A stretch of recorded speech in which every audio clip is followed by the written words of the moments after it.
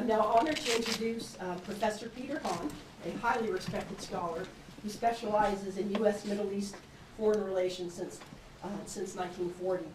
Professor Hahn has been chair of the Ohio State University Department of History since 2002 and has served as the executive director of the Society for Historians of American Foreign Relations.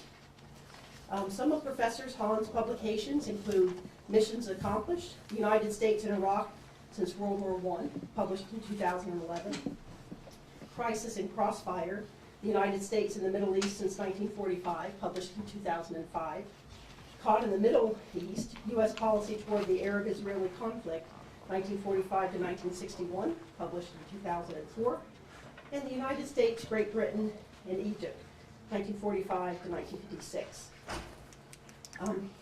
Professor Hahn has lectured throughout the United States, as well as in Britain, France, Switzerland, Norway, Germany, Austria, Russia, and Israel. At Ohio State, Professor Hahn has advised or co-advised more than 24 doctoral dissertations in U.S. foreign relations history, and has promoted new undergraduate study abroad programs in World War II and its impact on the modern world. Now please welcome Professor Hahn as he presents An Oasis or Mirage, the U.S. Vision for the Arab-Israeli Peace Process Since the Cold War. Thank you.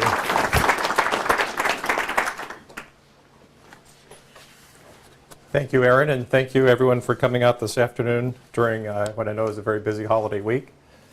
I am going to address this topic through a 5-point approach, and I'll be relying on my colleague here to move the slides forward. First, I'll give you some background of the legacy of U.S. policymaking toward the Arab-Israeli conflict during the long Cold War era. And then we'll look, if you could go back one slide yet, we'll look at the what I call the golden era of peacemaking in the 1990s, and then eventually the decade of feudal diplomacy, or now the long decade, as I could say in historical terms, of feudal diplomacy in the 2000s, with the important bridge of the collapse of that golden era in 2000 to 2001. And then as time permits, I'll offer some conclusions and lessons before welcoming your questions and discussion. With regard to the background, just some important highlights to touch upon, of course. Legacies of the long Cold War era. First, as I'm sure all of you know, there were a series of wars between Israel and its Arab neighbors, 1948-49, 56, 67, 73, and 82. A war of every decade, really just perpetual conflict. That, importantly, of an international variety, a point that I'll return to, and I draw some contrast to the last couple of decades later.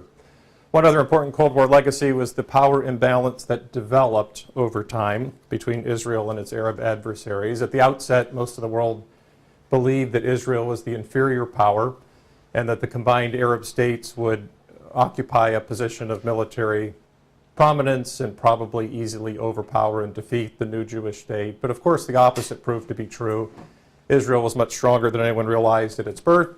And over the course of the Cold War decades, it became even stronger in all of the conventional measures of power, and the Arab states were never able to finish it off under their ambition to do so. The Arab-Israeli conflict also featured bipolarization during the Cold War, as most other disputes around the world did.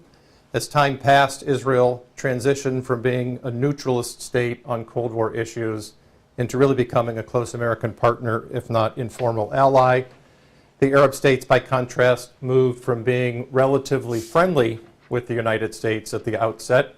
They marched down a path toward radicalism in their own political orientation and eventually dependence on the Soviet Union for patronage. And thus, by the end of the Cold War, the Arab-Israeli conflict really had bipolarized between the two power centers, East and West. A fourth legacy is the futility of peacemaking. The conflict persisted not because it was neglected, because no one tried to solve it, but it persisted despite periodic and sustained efforts by the United States, the United Nations, and various Western powers to concoct peace schemes that would work, beginning with the Truman administration and trying to resolve the conflict at the outset. It was able to get the Arab-Israeli War of 48-49 ended with ceasefires, but no permanent peace followed. Every administration thereafter, from Eisenhower through Reagan, launched a peace process, launched a peace plan of some kind. of varying qualities, of different extent or breadth, but all of them had the same outcome with one exception, and that was futility. It was very difficult to crack that nut, so to speak. The one success in terms of, here of the fifth Cold War legacy was the success of Jimmy Carter, of the Carter administration in 1978-79 in brokering the first international formal peace treaty between Israel and one of its Arab neighbors, and that was the Egyptian-Israeli treaty, negotiated at Camp David under Carter's very diligent and skillful oversight, and signed at the White House in 1979. Now, even that was a mixed legacy. Carter pulled off the first ever peace treaty, but it's fair to say that it led to further complications. It led to the isolation of Egypt within the context of the Arab powers. It also perhaps emboldened the Israelis to take more forceful action than they would have otherwise on their other frontiers, and might actually have left the Begin government more comfortable with the notion of invading Lebanon in 1982. So out of peace came even another war. That certainly is a mixed legacy of peacemaking. The 1980s, the Reagan era, generally speaking, peacemaking went largely back into the doldrums. Generally speaking, Reagan did very little compared to other Cold War presidents to try to advance peacemaking in general. He was very passive. He did talk in 1982-83 about launching a new peace initiative, but it never quite got off the ground, mainly because he was distracted by Lebanon and by Central America and by Cold War nuclear arms issues and so forth. What's interesting is that there are even cases in which Reagan seemed resistant to peacemaking by others. In the early 1980s, there was talk between Jordan and Israel of maybe launching some kind of peace initiative. Reagan actually tamped that down because he wasn't sure what that would do to the political prestige of the Palestinian community, and that was at a time when Palestinians were generally seen as nothing but terrorists, and he didn't know if he wanted to elevate them to any kind of international position of stature. There was also a concern with doing anything that might enhance, at least for the first part of the 1980s, doing anything that might enhance the power of the Soviet Union. And so, in fact, the U.S. found itself actually putting a brake on the process because it wasn't sure if it wanted to give the Soviets any kind of political edge or potential political edge. So peacemaking remained in the doldrums in the 80s. And then, of course, the very dramatic Intifada, which erupted in 1987. Intifada, an Arabic word for the shaking off or the liberation. The Intifada was the street protests that swept the occupied territories and parts of Israel proper in the 1980s. It had, in retrospect, even though it sort of erupted suddenly and surprised much of the world, in retrospect it did have very deep-seated origins. Those origins went back to the 1940s when the Palestinian people really became dispossessed. They missed their opportunity to establish a state. They went into decades of existence as refugees, as political exiles, as politically dispossessed, as economically impoverished. And after 4 decades of that type of lifestyle, they were ready for rebellion. There was a spark in December of 1987, which was something as simple as a motor vehicle accident in which an Israeli truck driver ran over some Palestinian pedestrians. It was a complete traffic accident, nothing intentional. But then the crowds protested the lack of police investigation, and that led to street riots and demonstrations, and it led to an uprising that would last for years. It would have a death toll of about 1,200 persons, most of them Palestinians, about a quarter of them children younger than 16, and it led to the mass incarceration of thousands of Palestinians who engaged in street protests like this. The Intifada had a tremendous impact. With regard to the Palestinians, it vaulted Yasser Arafat from a position of being sort of an anti-state terrorist into a pseudo-statesman, as he skillfully kind of took control of the emerging Palestinian movement and attached his own name in a prominent position of leadership, not just as a terrorist, but as a pseudo-statesman. It also divided the Palestinian community. As Arafat became more moderate, the organization Hamas, which is an acronym in Arabic for Islamic Resistance Movement, took shape spontaneously out of the street demonstrations and pushed the Palestinian cause into even more radical directions, and became the alter ego, if not rival, of Arafat and his Palestine Authority for control of the Palestinian cause. The impact on Palestinians is also significant to the extent that this is the moment when Palestinians began to speak for themselves. Heretofore, the Palestinian cause was largely represented by the Kingdom of Jordan. Jordan presumed to be the spokesman of the Palestinian people. It would advocate their interests. It might have actually wanted some of their territory, the West Bank territory to be sure, which had been part of Jordan prior to 1948, or recognized as part of Jordan at that time. During the Intifada, the Jordanian kingdom finally said, you know, it's a pretense. We don't really speak for the Palestinians. We're going to back off and allow the Palestinians to speak for themselves. That would prove to be a watershed moment in the emergence of the Palestinian nation, if you will, and in moving the Arab-Israeli conflict from being an international struggle, which had been heretofore, into what is better seen, this is a bit of a simplification, but better seen as an internal struggle.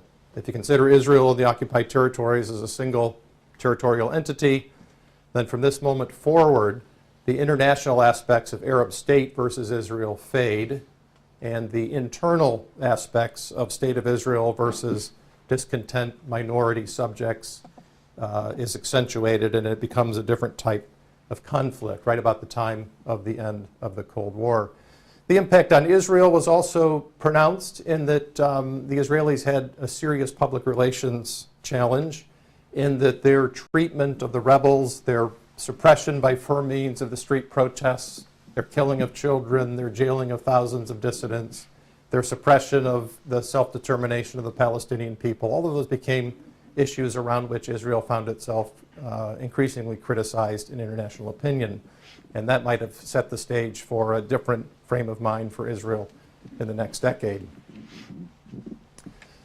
The origins of the golden era of the 1990s you could trace back to about 1988 when George Shultz, the Secretary of State under Reagan, tried to make sort of an olive branch outreach to Yasser Arafat.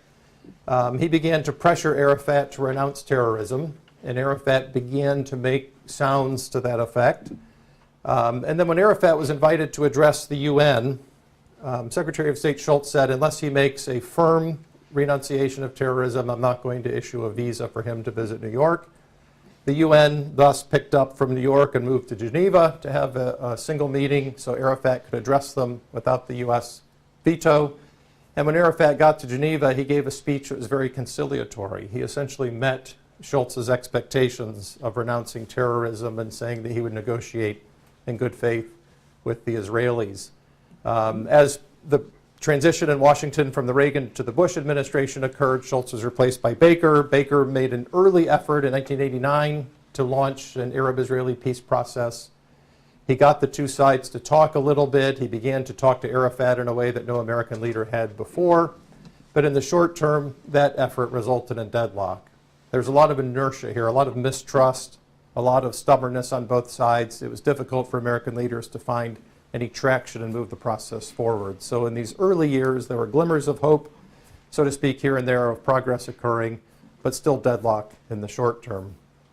The big breakthrough came with regard to the birth of the Golden Era with momentous events on the world scale, the regional and world scale, both of which I'm sure are familiar to everyone in this room.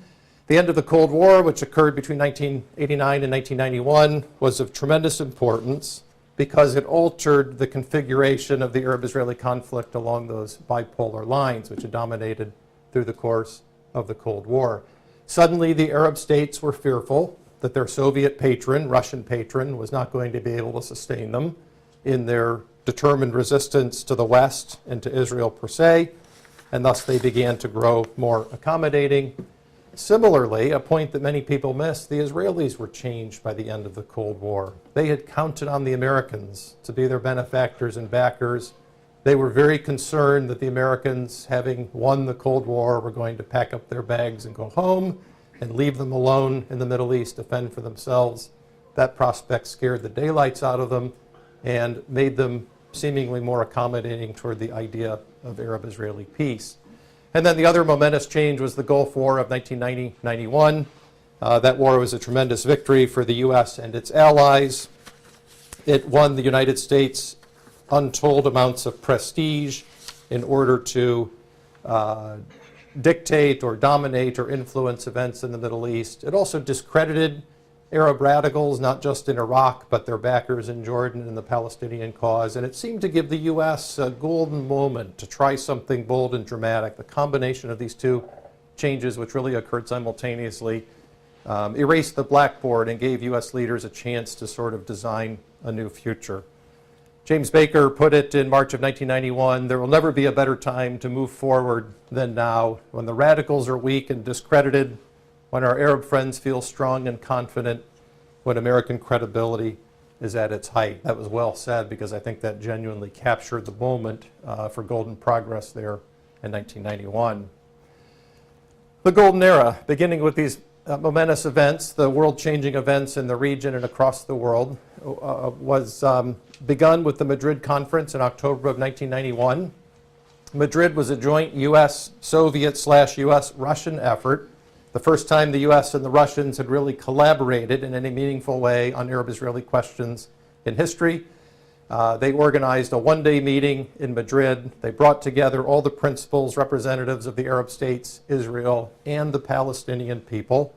And again, Baker, I thought, captured it eloquently. He called the day a resounding triumph. After 43 years of bloody conflict, the ancient taboo against Arabs talking with Israelis had been dramatically consigned to the backbenches of history. This was a momentous event. This was an earth-shaking event in the context of the Arab-Israeli conflict. They sat down and talked. They did so under Russian-American joint tutelage. That was unprecedented in more ways than one.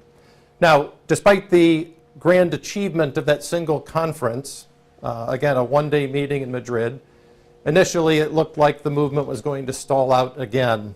The two sides got beyond the theater and the drama of the single meeting and began to actually talk about issues. Then the disagreements, the deep-seated disagreements, began to come to the surface as they began to talk about the vital issues of land, who controlled the land where the borders would be run, of Jerusalem, whose city it was and who was allowed to have governing authority there, and of Palestinian refugees. Those are the three big issues that had sort of broken down peacemaking efforts since the 1940s, and those issues came back into the fore in 1991.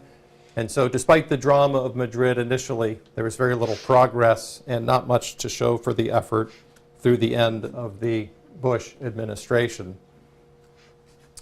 All of that would change quietly and behind the scenes in 1992, 1993, as the Bush administration gave way to the Clinton, when Norwegian officials working behind the scenes with Americans and other Westerners arbitrated secret talks between Israeli and Palestinian and Arab representatives in Oslo. Those talks became public when the adversarial powers agreed to issue in August of 1993 the so-called Declaration of Principles on Interim Self-Government Arrangements. This was sort of a broad blueprint for peace, if you will, a broad blueprint for peace that stunned the world, surprised the world, because the negotiations had been done in secret and not many people had known about them. There hadn't been a big press scoop or anything like that. The Declaration of Principles, or Oslo I, as it was eventually called, was a statement of intent to make peace and a statement of intent to negotiate the key issues across the years that followed and see if some type of understanding between Israel and its Palestinian subjects could be arbitrated. President Clinton then hosted a White House ceremony in September of 1993 in which he brought Arafat and Yitzhak Rabin together. And as you know, most of you look old enough probably to have seen the videotape of this historic moment. They seemed hesitant to address each other, hesitant to confront each other, but with a little nudge from Clinton, they came together and engaged in this very famous handshake. And that became an icon of the promise of the new era, the post-Cold War era, in which the U.S. might be able to pull off something that no previous government had been able to do, negotiate lasting and genuine Arab-Israeli settlement. The Oslo process and the Washington meeting triggered the peace process at high tide, as I call it. In fact, for the next couple of years, from 1993 through the middle to late part of the decade, there was one breakthrough after the next, most of them organized and arbitrated by the U.S. government. For instance, Israel and Jordan opened peace talks in October 1993. and signed a peace treaty in October 1994, with President Clinton serving as witness and co-signator. Diplomatic relations were established between those two powers, and the formal state of war that had existed since 1948 was brought to a close. Following Jordan's lead, other Arab states began to interact with Israel. They began to negotiate economic agreements, communications agreements. They began to remove Israel from their blacklist and boycott programs. They began to allow international travelers to visit their countries, even though they had an Israeli stamp in their passport. Little steps like that to indicate that maybe a new day was dawning. Can we go ahead and advance one? That's right. Let's try one more. Thank you. And then there was a series, most dramatically, of Israeli-Palestinian agreements between 1994 and 1996, building on the Declaration of Principles of 1993.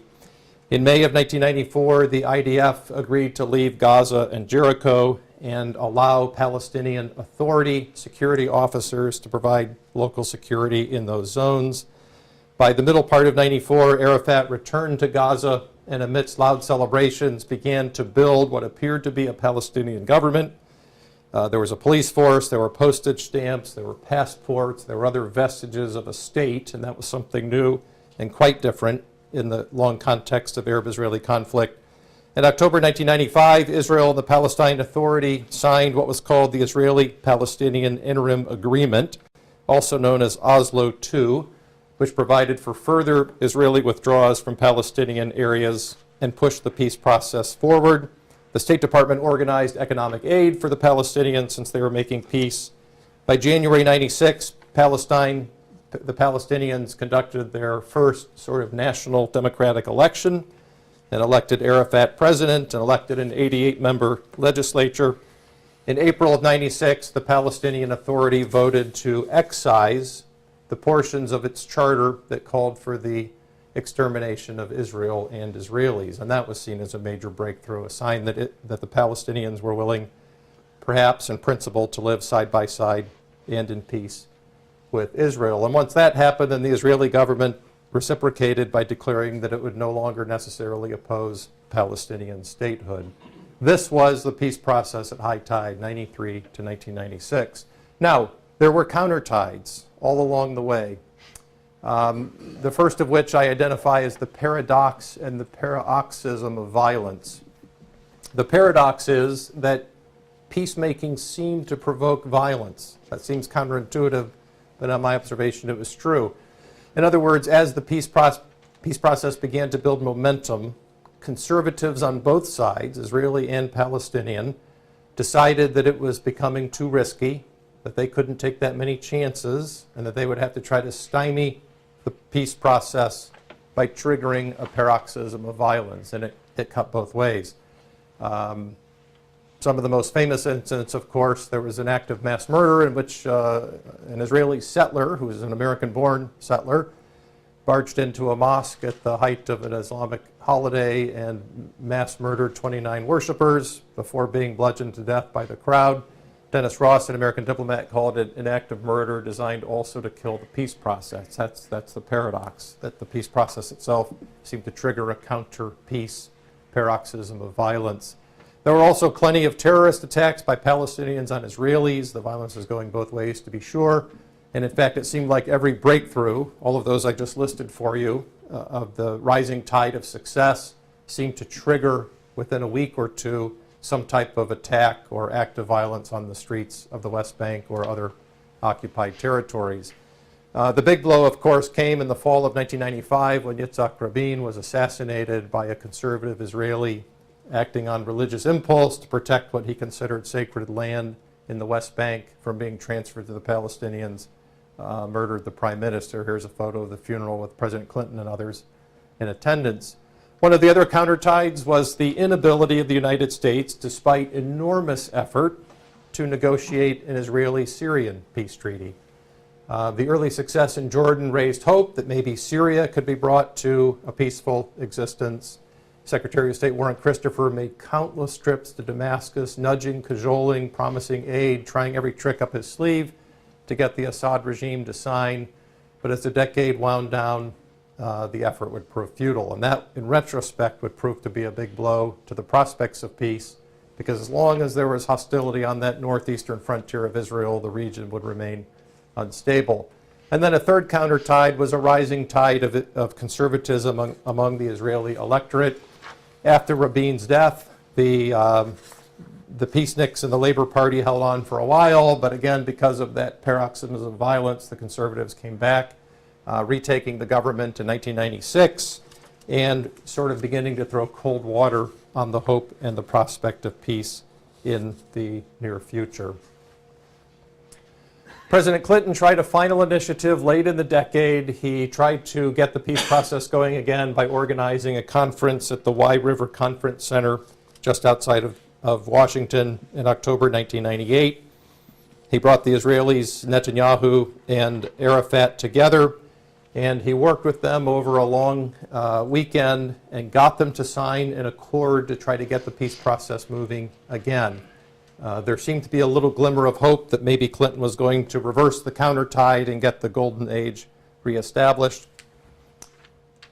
The effort continued through the Camp David summit of July 2000, when again Clinton called Netanyahu and Arafat together at Camp David for intensive diplomacy. I'm sorry, it wasn't Netanyahu, it was Ehud Barak in the year 2000. He called them together for intensive diplomacy. Both of the leaders declared a desire for a final settlement, and Clinton, trying to replicate Jimmy Carter's success of a couple of decades before, worked hard day and night, personal diplomacy, cajoling, pressuring, encouraging, doing everything he could to bring them to sign. At the end of the day, they would not sign, however. Barak made a number of concessions. Arafat made a few. At the end of the day, in Clinton's estimation, it was Arafat who was to blame. In his memoir, Clinton called Arafat the skunk at the party. He wrote, "I shut down the talks. It was frustrating and profoundly sad." That was Clinton's verdict. Again, most of the blame seemed to go to Arafat. It seemed to American officials that Arafat just couldn't take that final step from being anti-Western terrorist resistance figure to being a proactive, forward-looking statesman. That was the critique among American officials. There was also frustration in the Syrian-Israeli talks. Again, Warren Christopher back and forth out of Damascus. He went to Damascus more often than he went to any other foreign destination by a huge margin. President Clinton swung through Damascus in the late part of the decade to make an appeal to the Assad regime. He brought Syrian leaders to the United States, the Shepherdstown, West Virginia summit, and pushed and plotted and pled with them to move forward, but it was just not to be. There were too many issues between the Israelis and the Syrians, too many points of contention they could not compromise.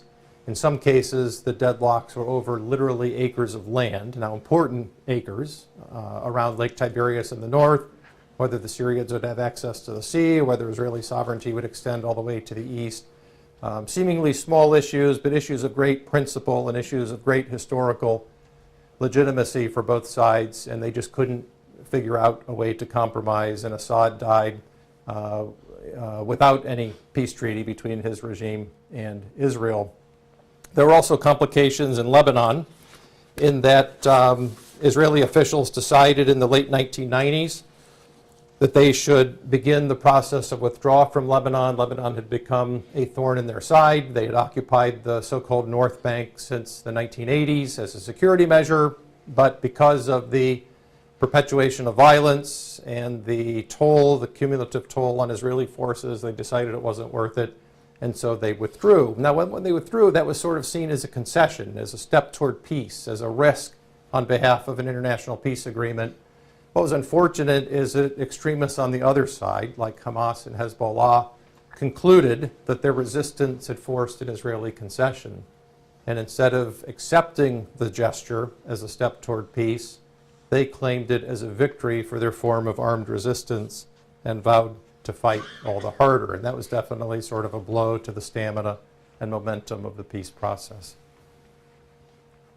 The peace process clearly collapsed in the era of 2000-2001. One great blow to it was the Second Intifada, which erupted on September 28, 2000, when Ariel Sharon, here in the sunglasses, in a very controversial move. He was not holding office at the time. He was a candidate for office, but he decided, accompanied by a security detachment, to walk across contested ground on the Temple Mount just to make a statement about Israeli sovereignty in the holy city of Jerusalem.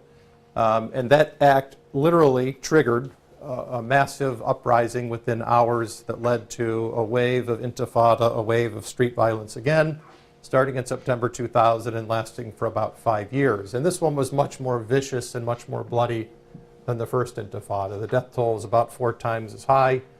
The incarceration rate was about 4 times as high. And if the old fight was more of pitched battles in the street, this one had vicious aspects, including Israeli soldiers being bludgeoned to death by crowds after they had sought protection in Palestinian police stations and so forth. A very nasty business and clearly a blow to the peace process.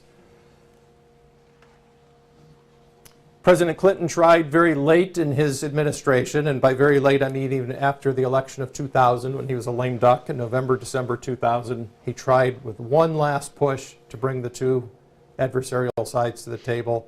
As late as Christmas Day 2000, he was carrying or having delivered proposals from Israelis to Palestinians. He got the Israeli government to make yet another series of concessions on some of the technical issues about land and borders. But even at that late moment, he just couldn't get Arafat to sign. Arafat would remain the skunk, quote unquote, in Clinton's estimation. And as Clinton gave way to Bush in early 2001, the Israeli-Palestinian situation remained in deadlock. And because of the Intifada, which had been raging since the fall, the tensions soared all the higher. The peaceniks on both sides, the moderates on both sides, were falling out of political favor. And the diehards, the conservatives, the hawks on both sides were coming into political favor. So as the Clinton administration gave way to the Bush administration, the golden era of peacemaking was clearly giving way to a not-so-golden era, what I defined as the decade of feudal diplomacy. The transition year between Clinton and Bush involved a series of diplomatic missions that I call an effort at triage. President Clinton appointed a commission under Senator George Mitchell to go to Israel, to the territories, and to try to arbitrate a settlement, to try to bring the two sides to a ceasefire in the Intifada, and to get the peace process going again. Mitchell came up with a multi-part plan and presented it to both sides. Both sides rejected it out of hand. And then President Bush sent George Tenet to try to resurrect the Mitchell Commission report. And he came up with a plan that was much more tactical on how to build confidence and when to meet and so forth to get the Mitchell Commission report up and running. Tenet's mission ended in complete failure as well.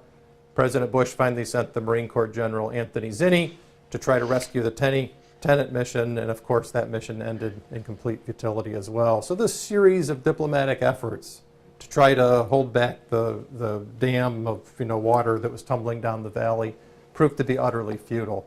The effort at triage should not save the patient, if you will, despite the best efforts of these U.S. diplomats.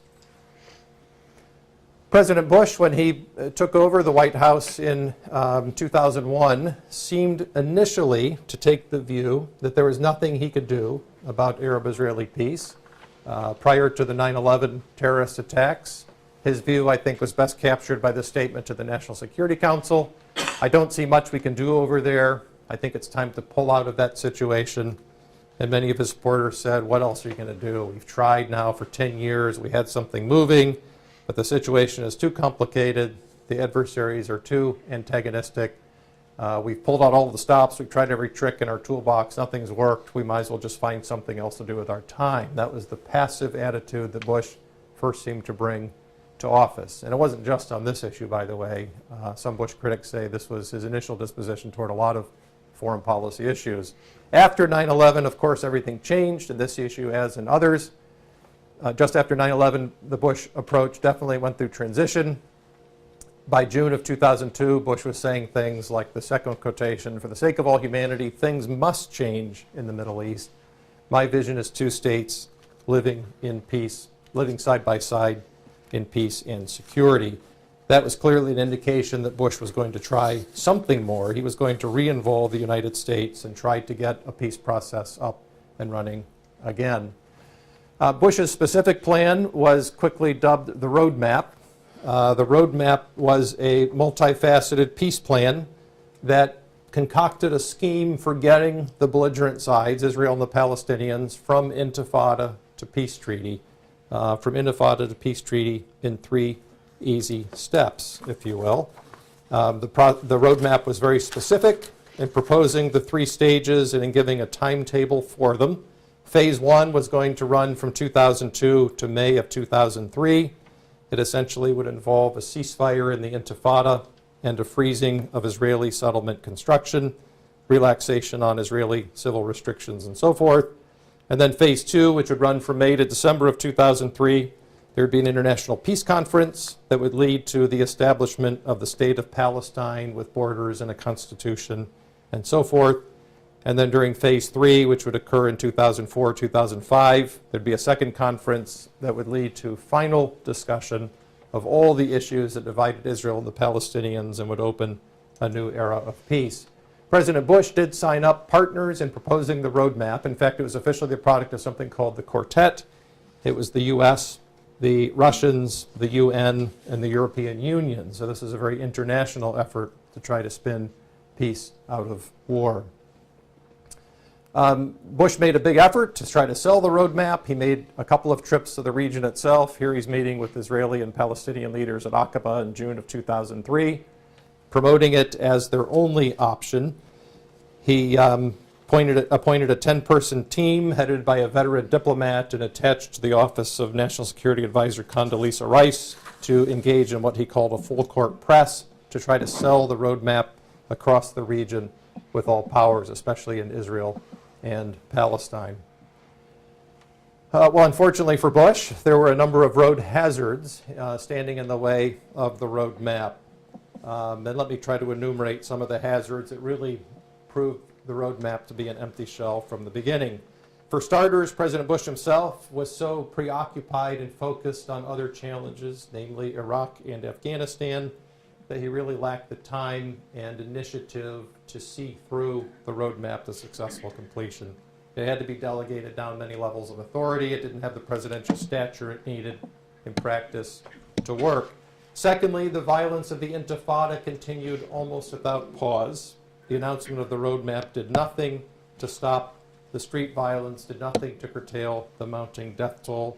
In fact, just days after the president visited the region in June of 2003, the picture I'd shown you on the previous slide, Hamas militants killed 4 Israeli soldiers and sent bombers to attack buses in Israel, leading to another mini crescendo of violence within the larger Intifada. Israel retaliated by shelling the Gaza and killing 19 or 20 Palestinians. Again, peacemaking seemed to create a paroxysm of violence in a counterproductive sort of way. When Israeli and Palestinian leaders talked about the issues, both sides promptly showed that they were unwilling to make any compromises or concessions on the key issues of borders, Jerusalem, refugees, or settlement. Arafat, despite his moderation of the previous decade, resisted the roadmap from the outset. Mahmoud Abbas, his prime minister, began to show signs of maybe wanting to talk, and then Arafat started to engage in games behind the scenes to limit Abbas's power, eventually force him from office, adhering more to the doctrine of conservatives around him, that resistance was once again the order of the day. Conservatives in Israel began to rally around the idea of a vigorous defense of the West Bank and of becoming even more proactive in building settlements out on the West Bank. By 2004, there were more than 225,000 Israelis living on that contested territory, planting facts on the ground, as Israel had traditionally put it, but also becoming a huge burden to figuring out how to solve the territorial question on a long-term basis. And then there was the wall, the security fence, as Israel called it. The Israelis finally decided the only way they could stop the Intifada was to put up a physical barrier of separation along their border to prevent infiltration by terrorists against their civilians and military installations. The fence was effective as a security barrier. As it went up, the incidents of terrorism went down because people couldn't infiltrate into Israeli-controlled territory. But it was also a bit of a political powder keg because it seemed to the Palestinians and to many of their sympathizers around the world to constitute a violation of Palestinian rights. It encroached on the Palestinian town. It aggravated the hardship of Palestinian non-combatants by putting up barriers and boundaries they couldn't circumnavigate. It disrupted their economic rhythms, and so forth and so on. The fence cut both ways. It did help bring the Intifada to an end, but it also dramatically complicated the prospects of making peace. By 2005 to 2007, very clearly the roadmap had hit its dead ends. There was diplomacy organized by the Bush administration to try to get the roadmap revived. Once it missed all its deadlines, let's re-engineer the deadlines and get moving again. That was the thinking in the Bush White House. But again, very little presidential stature or effort put behind it. The president and his top officials were way too busy in Iraq and Afghanistan at this crucial moment in both of those countries to give the Israeli-Palestinian question the attention it deserved. And the efforts to revive the roadmap just kept running into roadblocks and cul-de-sacs and dead ends. By 2007, it was clearly a dead letter. The Obama era has witnessed some effort by the federal government, by the U.S. government, to try to get the peace process revived and running again, but it too has found obstacle after roadblock and has really not found the traction that was hoped for by advocates of peace during the last 5 years. The efforts that Obama eventually would make would be complicated by the emergence of a Palestinian internal rivalry. On the one hand, the moderates like Abbas, who officially ran the Palestine Authority, were increasingly contested by the radicals organized by Hamas and other such groups. And over time, that rivalry became a pitched civil war among the Palestinian people, with the authority becoming sovereign on the West Bank, Hamas really taking over control of the Gaza Strip, and those two sides fighting for control and maneuvering for control of the Palestinian future, even while they both tried to figure out how to deal with Israel. Not the optimal circumstance, certainly, for making international peace. Israel also drifted toward an even more conservative line. Israeli conservatives could make the case that our tough policy, our building the fence, our proactive settlement building, that's the future of the country. That's how we assure our security. It's not by false promises from untrustworthy adversaries. And conservatism became more pronounced in Israeli politics. Netanyahu eventually be elected on a platform of having little sympathy for peace, and that would sort of define the Netanyahu approach to this question during his time as prime minister. And then some observers have noticed there's been a pronounced U.S. domestic political drift toward Israel. President Obama maybe had his best opportunity to push peace forward during his first 2 years, and during those first 2 years he tried with a series of speeches and nudges and acts of diplomacy to get the two sides talking. But then after the 2010 elections, when Republicans recaptured the House, Obama felt that his options were a bit circumscribed. And then especially as he faced his re-election bid in 2012, he felt beholden to domestic political interests in trying maybe not to push Israel too hard. Maybe he began to make a series of speeches that were even more pro-Israel than before. Did we skip one? Let's try one back. Right. Initially, in 2009, Obama issued this as his vision: 2 states, Israel and Palestine, living side by side in peace and security, as part of a comprehensive peace between Israel and all of its neighbors. And that's the pre-2010 midterm election view. He's trying. It wasn't long, though, until he felt the domestic political pressure when he continued this kind of diplomacy in early 2011. Then he had to deal with statements like this one from Mitt Romney, his presumed Republican challenger. President Obama has thrown Israel under the bus. He's disrespected Israel and undermined its ability to negotiate peace.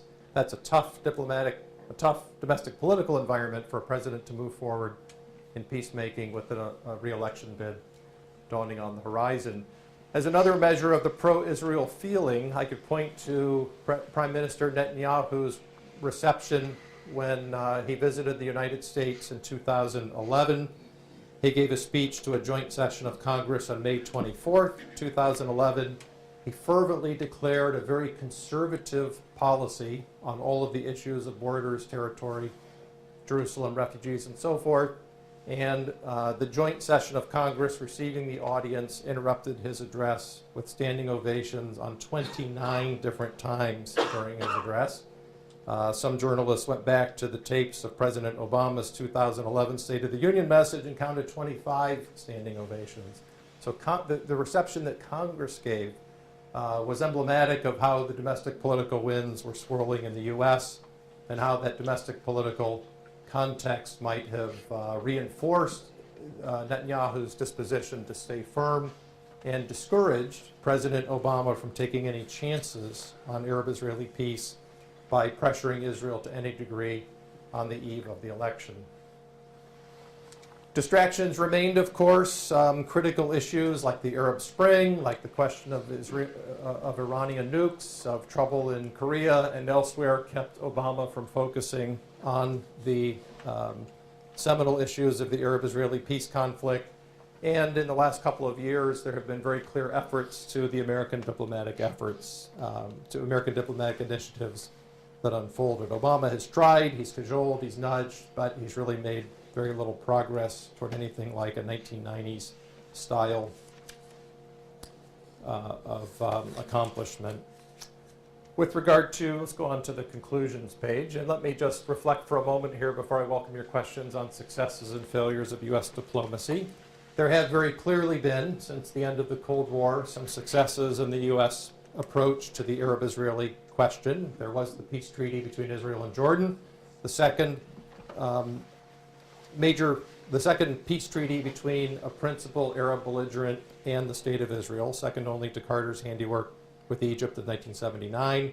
There's been the gradual acceptance of the prospective self-rule of the Palestinian people and the idea of the possibility of a Palestinian state.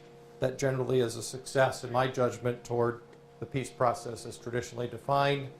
There have very clearly been failures, as I've enumerated in this presentation. The inability to figure out how to solve the Israeli-Syrian conflict, and the eventual inability to bring Israel and Palestine to anything resembling a final settlement despite 2 decades of hard effort. I'm sorry, this is the last slide. With regard to the lessons, let me just draw a couple of lessons and then welcome your comments. One observation I would make is to say that for the local powers in this conflict, everything is contested. Everything is contested. Not just the big 3 issues like borders, refugees, and Jerusalem, which has sort of become the big 4 issue when you throw Israeli settlements into the mix or the fence into the mix. But the rival powers contest history and they contest political spin. As I mentioned earlier, when Israel withdrew voluntarily from South Lebanon and then half a decade later from Gaza and portrayed those steps as gestures toward peace, their adversaries in Hamas portrayed them as acts of surrender and called their forces to resist all the harder to push the Israelis back on even more fronts. The various powers of the dispute also have diametrically opposed views of certain principles, including things like democracy and freedom and terrorism. Again, everything is contested. Everything is contested, and not just in a rhetorical way, but in a deep-seated way. It's a very difficult conflict to manage and try to figure out how to solve. A second observation I would make is to refer to what I call the vicious cycle dynamic. And that means that the various sides to the dispute often found that they would bypass an opportunity, hoping for something better, only to find out years later that their options had become worse. And that makes the possibility of solving the conflict all the harder. It's difficult for intermediaries like the United States to convince them to see over the horizon and to realize that their best chance might be today, not tomorrow. To pursue this idea for a minute, Abba Eban once wrote years ago that the Palestinians never missed an opportunity to miss an opportunity, a statement that I think has a lot of wisdom in it. I would add that the Israelis have also missed some opportunities as well, calculating, hoping that things would be better tomorrow than they were now, but only to find out that things actually got less attractive in the future rather than better, and wistfully looking back for the missed opportunity to have done something they can't do now, even though they want to. A third observation: often factors way beyond the control of U.S. officials determine the outcome of U.S. initiatives. That sounds maybe obvious or self-evident, but it's worth reflecting on. In other words, U.S. officials sometimes thought that we're the impartial experts. All we have to do is come up with the brilliant plan where all the compromises are laid out in clear line diagrams, and then appear to the reason and the rationale of the adversaries to the dispute. And of course, they'll see the light and follow our lead into the happy land of peace. Quite by contrast, U.S. leaders found that things they couldn't control undermined their efforts. Again, that seems self-evident, but it wasn't always evident. Self-evident in retrospect, but it wasn't always evident at the time. Warren Christopher's legacy in Damascus is a perfect example of that. He tried mightily and tirelessly and endlessly on what he thought were perfectly appropriate compromise terms to arbitrate a settlement, but it was not to be, simply because the Israelis, or maybe in that case, the Assad regime in Syria, decided that it was not going to be. A fourth observation, the U.S.-led peace process has on occasion actually resulted in the generation of tension. Here again, I simply refer back to my point about the paradox and paroxysm of violence. You can actually measure outbursts of violence following breakthroughs in the 94 to 96 period. On a larger scale, making peace did generate extremism in both camps. Rabin's decision to shake Arafat's hand and start a peace process was a decision he paid for with his life, because he triggered that kind of very conservative, hawkish reaction. I suppose the takeaway value for Western officials contemplating Arab-Israeli issues is maybe a word of caution.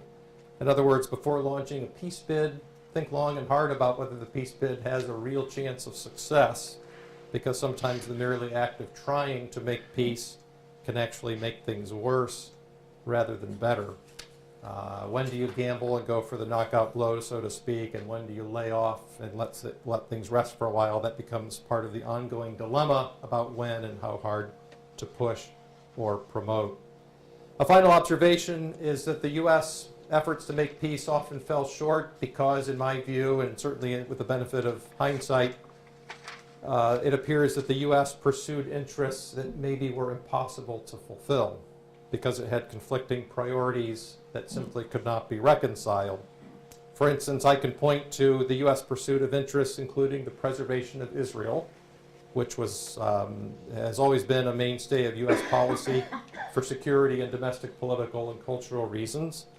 There's also been a quest to promote internal stability, meaning a hope of creating an international order that's free of war, where democracy flourishes, where capitalism occurs, where the U.S. does not have to fight, where there's sort of an absence of war. There's also a concerted effort to have good relations with the Arab community for economic and cultural and strategic reasons. And there might even be a little bit of principled view in the importance of self-determination for the Palestinian people. All of those objectives in isolation make sense, they're sensible and defensible, but in the real world there are contradictions between them. If you're going to back Israel and try to back the Arabs at the same time, and those two powers can't reconcile, then you might have to make a hard choice. Do you sell out Israel and side with the Palestinians, or vice versa, sell out the Palestinians and side with Israel? Or do you muddle through and try to maintain objectives that are conflicting? It seems that U.S. officials have done a lot of muddling through, and that accounts for some of the failure and some of the downturns that they've experienced along the way. Thank you very much. I'll welcome your questions and comments.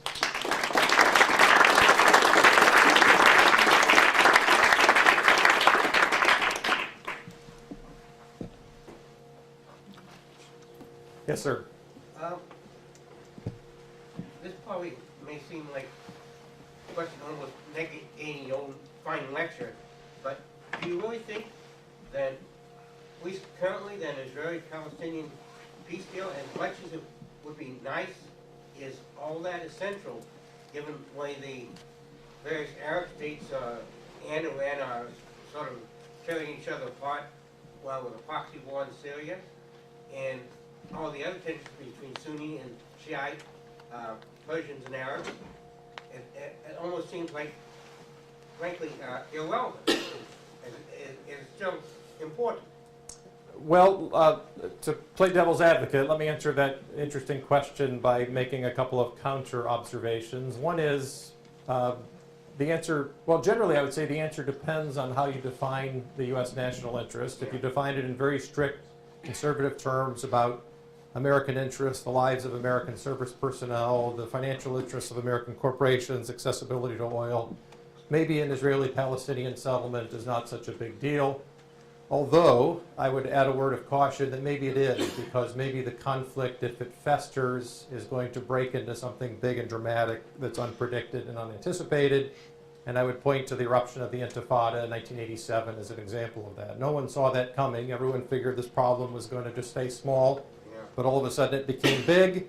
In retrospect, the handwriting was on the wall. It should have been expected, but it wasn't. And maybe if, looking into the future, if the situation just festers without attention, then it will erupt again in some dramatic way in the not too distant future.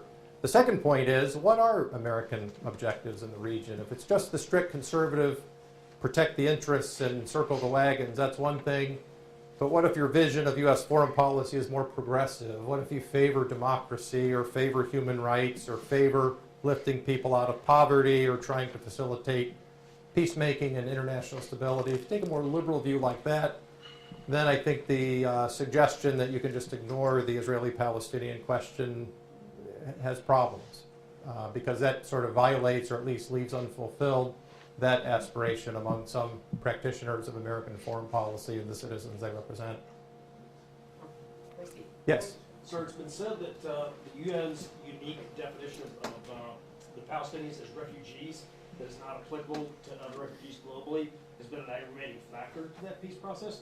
Do you think that's hobbled that process? And I'd invite any comments you have on that. I'm not sure if I know what you're talking about with regard to the exact UN definition, so I don't know if I can speak to the uniqueness of Palestinians in the international community of refugees, but it is clear to me that among Palestinians, the question of statehood and their land is a principle that they simply will not surrender on or not give in on. There are Palestinians today living in refugee camps administered by the UN who will tell you, if you ask them, that they have land ownership rights over a piece of property somewhere in what's now Israel. I've met some elderly Palestinian women who have on chains around their necks the key to their house. And it's sort of like, I can't bear to tell you, your house is long gone, you're never going back to it. That's the hard reality. But yet in their culture, there's this idea that they're entitled by some sacred right or legal right to go back to their land, to return to their land. And the Palestinians and the Arab states that have represented them have been very firm on that. They want Israel to recognize the principle of repatriation, even if the next step is then to compensate those who really are never going back because their houses and other properties are long gone. But Israel won't give in on that principle because it's afraid of the political consequences and the potential economic consequences. And so that remains a very deep bone of contention. Does that speak to your issue? Yes. Thank you. Yeah. So I can see the trajectory that you're describing in the 2000s era, but it seems oddly that the prospects for peace actually may have accelerated their decline after 2006, even though the Intifada was sort of on the wane by that point. What do you think would have happened if Sharon hadn't had a stroke? Do you think that the trajectory would have been different? A counterfactual question, if that's okay. Yeah. So if Sharon had remained in control of his government for the foreseeable future, I'm not sure the outcome would have been considerably different. If you have a counter thought, please share it. But the post-Sharon era has been dominated mostly by Netanyahu, who has generally followed, I'm thinking off the top of my head, a course of action that Sharon was likely to follow.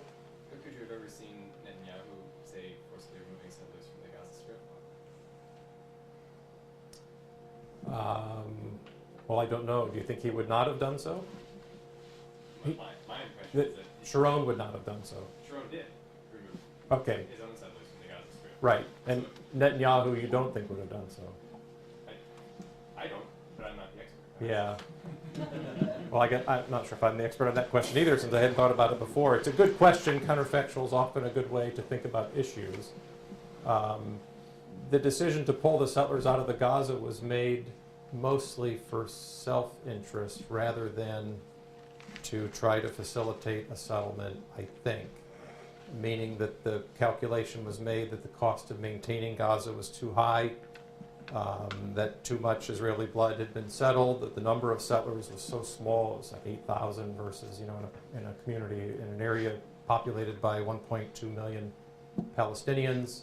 The religious principles and the political principles to government officials weren't significant enough to maintain that position, so the decision was made to pull out, but it wasn't really cast as a concession toward peace or as anything being done on behalf of the Palestinian occupants of Gaza. If anything, it was going to make their life even worse because it would lead to a withdrawal of Israeli resources and economic activity that had employed a fair number of Palestinian people.